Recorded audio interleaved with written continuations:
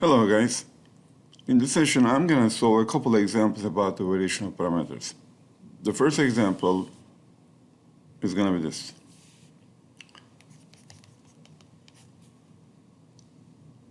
Y second prime and plus y which is equal secant x. Okay, first of all, we need to find out the homogeneous part of the solution. To do that, I need the auxiliary equation, which is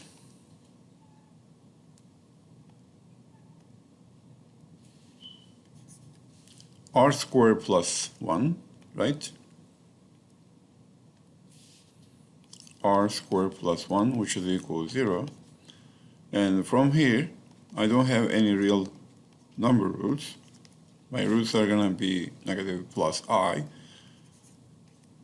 And my homogeneous part of the solution is going to be cosine x plus c2 sine x. I'm going to choose my yp, as you know, since now it is time to use, right, the variation of parameters. Since look at that, since I have the secant x type of functions on the right hand side, there is no possibility I can use the undetermined coefficient technique. That's why I need to use the variation of parameters. To do that, I'm going to change the c1 and then c2 by functions. v1 cosine x, look at that, instead of c1, right, I put v1, and instead of c2, I will have another function here. And then my question is now, right, how can I find them out? So what is v1 and then v2, right, which is going to be my solution. I hope you remember, right, we had two equations to be able to solve, right, the v1 and the v2. The first one was this one, v1 prime times y1. This is my y1, as you know. This is my y2. v1 prime times y1 plus v2 prime y2 should be equal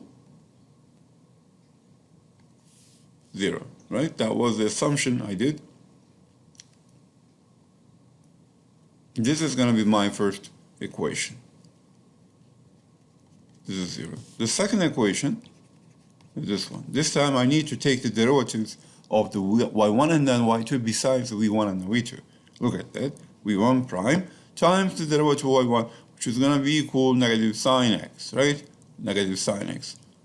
Plus v2 prime times, right, the derivative of y2, which is going to be equal cosine x. So it should be equal what? F of t over a. My f of t was equal secant x, and then a is just equal 1, so you don't need to divide by. You see? So I have two equations. I can use these two equations to find out what the v1 and the v2. That's why you don't need to memorize v1 and the v2. But if you want to use the formulas, okay, of course, you are free to use them. From the first one, I know v1 prime can be, right, pull out. It is going to be equal v2 prime times sine x over cosine x. Can I use this one, right, in second equation? Why not? This is the actually procedure, right, you can always follow to be able to find the v1 and the v2. Look at it, I have here the v1 prime, I have the v1 prime, right, I know what the v1 prime is, so I can replace that one by this one. So if I replace the v1 prime by this one, I'm going to have negative times negative, which is going to be plus v2 prime times sine square x over cosine x plus v2 prime cosine x, which is equal secant x. Okay? So I have two v2 prime, right? They are common terms. Look at that, guys. They are common terms. I can take these out, right? Still, I didn't find any way. Okay, I can use this ink, pen, in OneNote, but still I'm looking for the better way to choose the pen when I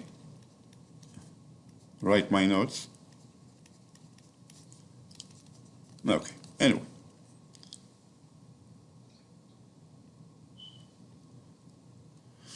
Okay, I'm close to figure out what the V2 prime is. So I'm gonna do a couple algebra operation here. You see, I can multiply by cosine x to make the denominator same. If I do this, sine square x plus cosine square x over, cosine x, great, which is equal secant x, and now V2 prime. Do I know what the sine square x plus cosine square x? Yes, it is 1, right? So I'm going to have left by V2 prime times 1 over cosine x, which is equal secant x. And then V2 prime is going to be equal cosine x times secant x, which is equal 1, right? So if V2 prime is 1, when you take the derivative, V2 is going to be equal just x, correct? Okay. Do you remember what was the V1 prime? It was equal negative V2 prime times sine x over cosine x. I know what the V2 prime is, which is 1. So V1 prime is going to be equal just the negative sine x over cosine x. If you take the right integral of both sides, V1 is going to be equal ln cosine x. Great, I found them. Then my yp is going to be equal this one. V1 times, y1. So ln cosine x times cosine x plus V2 times x times y2, sine x. And yc was equal c1 cosine x plus c2 sine x. And I can complete my solution, writing what the yg is going to be, yc plus yp. Okay, that's the end of the question. The second question, let's solve one more. This one.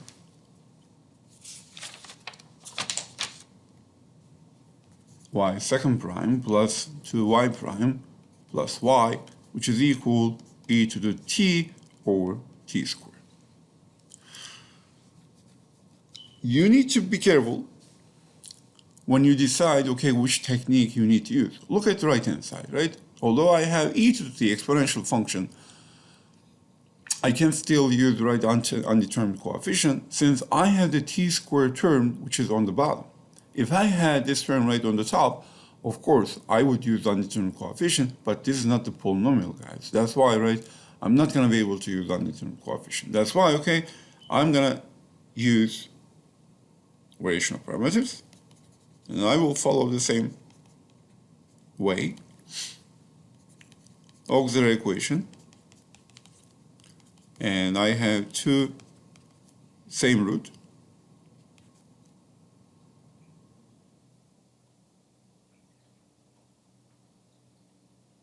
Hold on.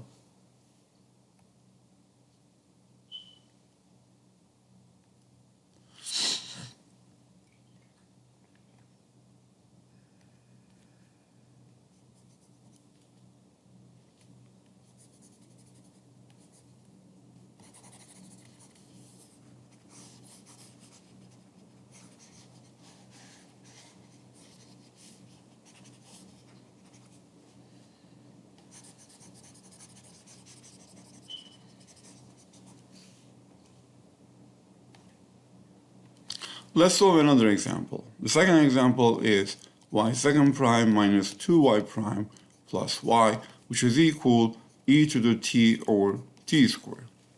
Before you start to solve any problem from now on, you need to look at the right-hand side if you can use the undetermined coefficient techniques.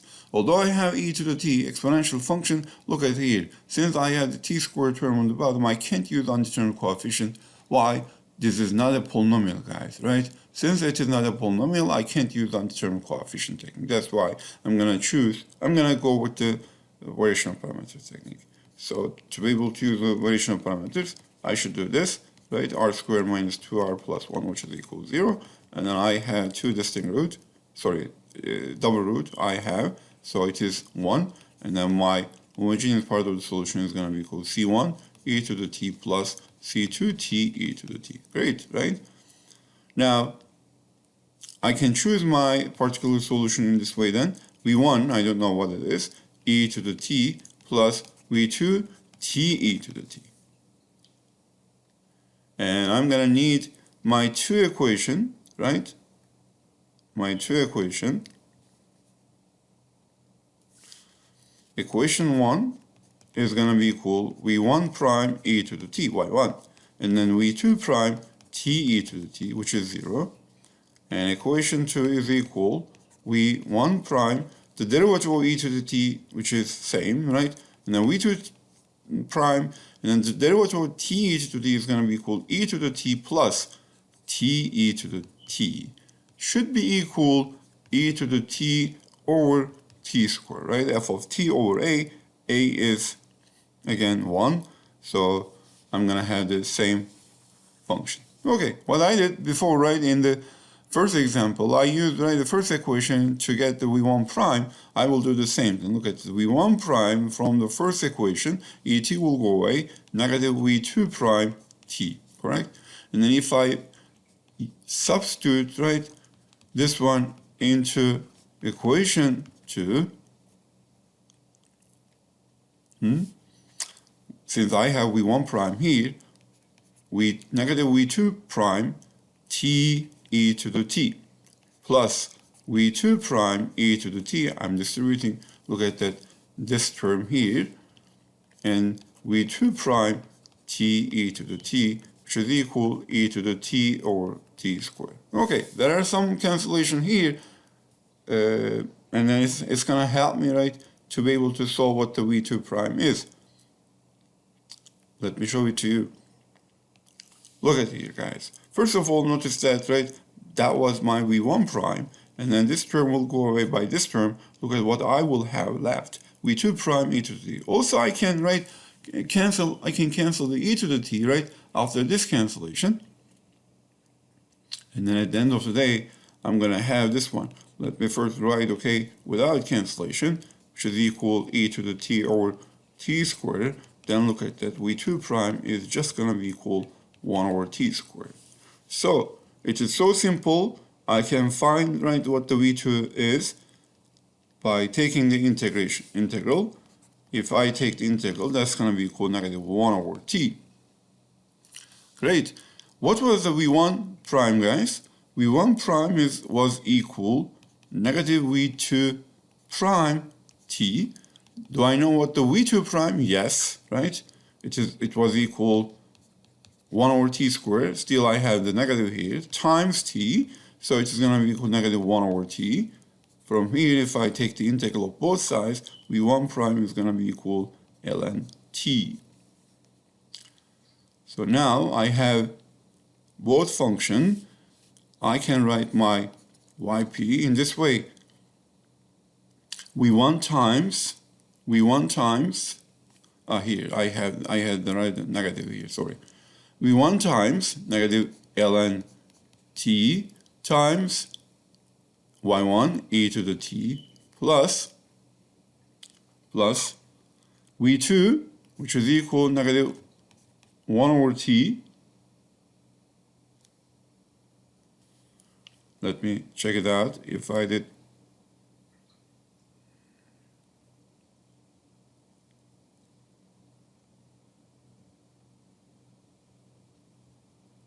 negative 1 over t times t e to the t.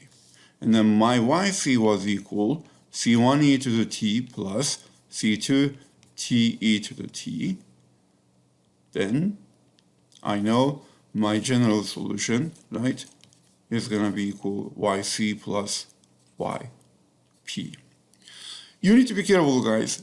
Sometimes I see this type of mistakes.